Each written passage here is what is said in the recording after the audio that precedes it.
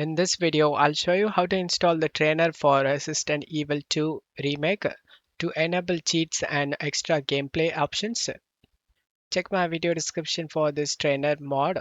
Right click and select WinRAR and select Extract to. Password type trainer. Click on OK. Open the extracted folder. Before opening this application, launch the game.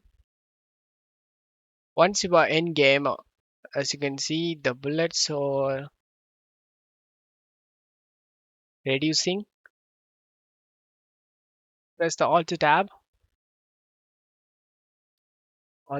and choose this file explorer. Right click on the application trainer and select run as administrator and select yes option.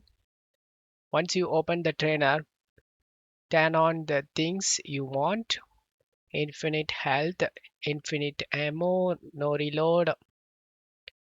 Once you turn on the things you want, minimize this and get back to the game.